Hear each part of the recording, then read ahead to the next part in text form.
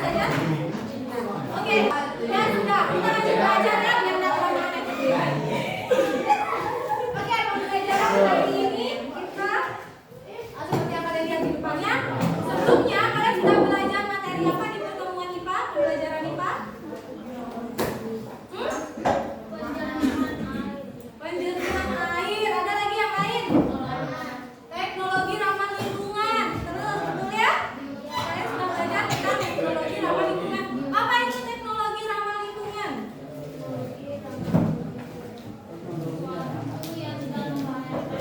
Nah, sesuatu yang tidak membahayakan lingkungan. Terus tadi juga ada temannya yang menjawab penjernihan air ya. Nah, kenapa harus melakukan penjernihan air?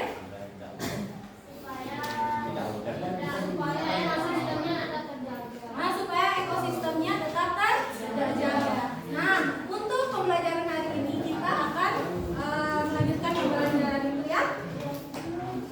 Nah, sebelumnya Ibu akan memberikan kalian dua gambar ya.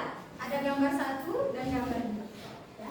Nah, apa yang kalian pikirkan ketika melihat dua gambar ini, baik gambar 1 maupun gambar 2? Coba Ramah lingkungan. coba.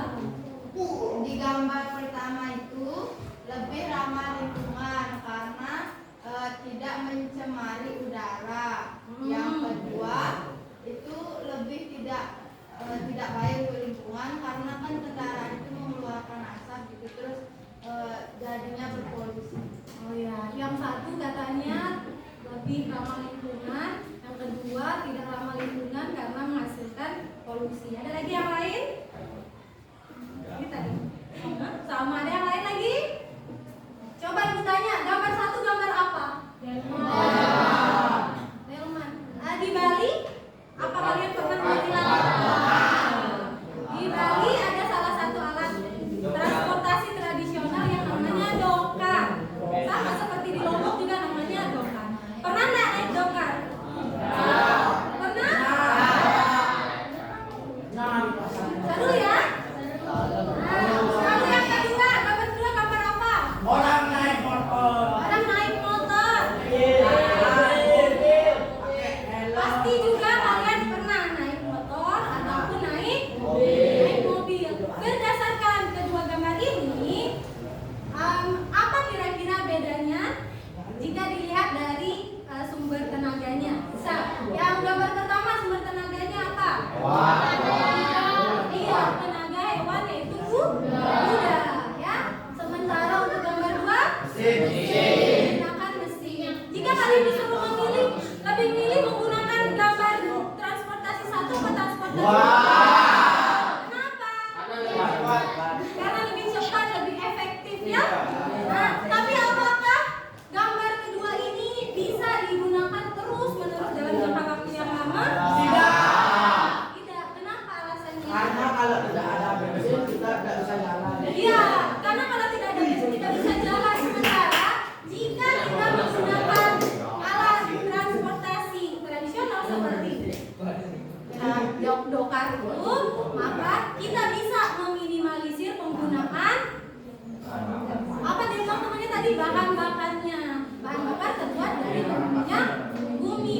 Minyak bumi ini termasuk teknologi apa? Jika dilihat dari dampaknya terhadap lingkungan, termasuk teknologi ramah lingkungan atau tidak ramah? Tidak. Ya, jadi kita pasti akan lebih memilih gambar 2, tetapi jika digunakan secara terus-menerus maka akan berdampak pada lingkungan, sehingga kita perlu teknologi lain yang lebih ramah lingkungan sebagai salah satu cara kita menjaga lingkungan. Ya. Nah, terus selanjutnya dilihat dari kedua gambar ini, apa sih manfaatnya kita belajar teknologi ramah lingkungan dan bagaimana prinsip teknologi ramah lingkungan? Ingin tahu kan enggak? Oh ya. Oke, untuk itu kita akan belajar di pertemuan kali ini tentang teknologi ramah lingkungan, di mana tujuan pembelajarannya adalah kita akan menggunakan kooperatif, model kooperatif tipe team games turnamen ya. Nah, jadi diharapkan melalui pembelajaran ini kalian dapat menelaah prinsip teknologi ramah lingkungan dengan benar dan menelaah manfaat teknologi ramah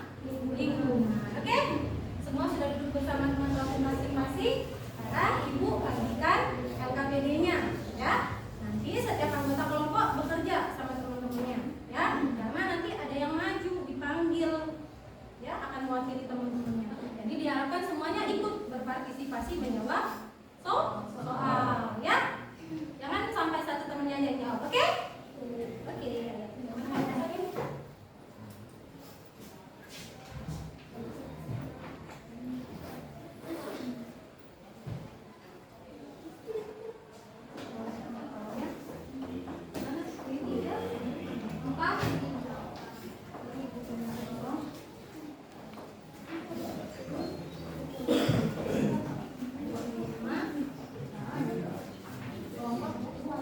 Oke, semua sudah dapat data PD ya?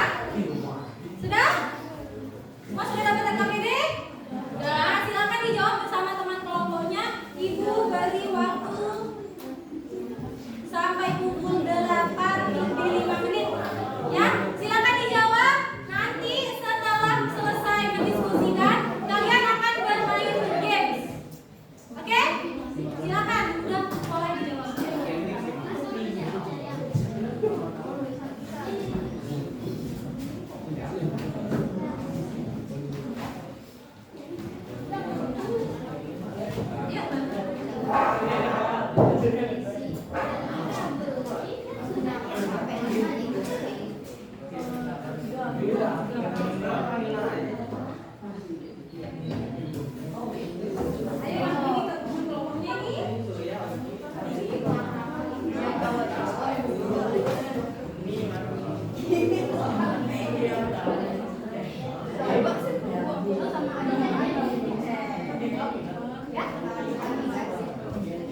Mana ini teman kelompoknya? Nanti diumumkan dulu.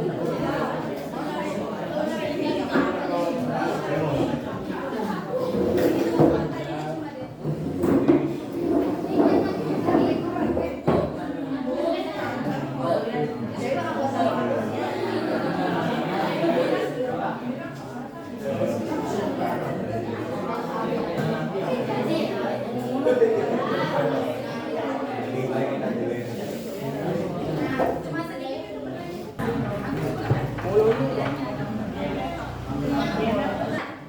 Terus selanjutnya reduce. Contoh reduce. Apa contohnya? Nah, reduce ini berarti berasal dari dua kata. Reduce itu artinya mengurangi. Ya, ingat. Ya, this biasanya kan ada kata diskualifikasi. Berarti dia dihilangkan, dikurangi. Begitu juga sama konsepnya reduce ini. Dia mengurangi penggunaan, ya, mengurangi penggunaan jumlah limbah, ya. Nah, salah satu contohnya apa? Penggunaan kain, tas kain, lebih memilih menggunakan tas kain. Makanya kan Bali ada istilah ya zero plastic Bali gitu ya. Kenapa? Karena Bali berusaha mengurangi jumlah limbah plastik. Itu adalah penerapan konsep reduce, mengurangi penggunaan plastik. Paham ya? Apa itu recycle? Iya, mendaur ulang. Tidak ada. Dia mirip-mirip dengan reuse, tapi kalau reuse menggunakan kembali.